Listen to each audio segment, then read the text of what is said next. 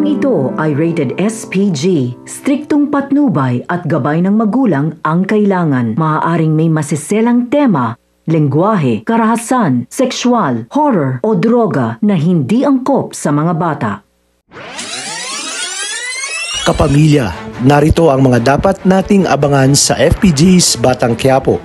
Habang tumatagal, ay paliit na ng paliit ang mundong ginagalawan ni David.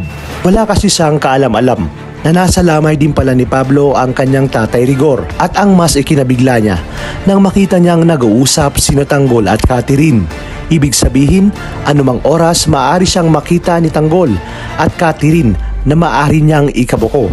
Hindi niya naman alam na naroon pala ang kanyang tatay Rigor na pinagmamasdan siya na may kasamang mga tauhan at may mamahaling sasakyan. Kaya naman gagawin niyang alibay na nakita niya umano si Tanggol at sinundan niya. Susuguri na sana ito ni Rigor, ngunit pinigilan siya ni David at sinabi na nakaalis na umano ang demonyo. Ayaw niya kasing makita ng kanyang tatay Rigor si Ramon. Kabadong-kabado pa rin nga siya sa maaaring mangyari, lalo pa pag nakita siya ni Tindeng na siyang serbedora sa lamay ni Pablo. Hindi nga lang ito, dahil may pagkakataon din na makita ni Tindeng si Olga na siyang nagpapanggap na beng at biglang pumasok sa kanilang pamilya. Dati na nga nila itong nakita ni Noy na posturang-postura, ngunit itinanggi ni Olga na siya yun. Dito rin maaring mamukaan ni Tindeng si Ramon na kasama si David. Marinig ni Tindeng na tatawagin ni Ramon na anak si David. Kaya dito mapapaisip siya na marahil alam na ni David ang buong katotohanan at nagpapanggap itong anak ni Ramon.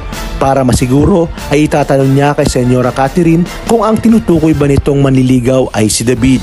Mukhang napakalaking iskandalo to pag nagkataon, lalo pat alam natin na palaban si Tindeng at wala siyang inuurungan.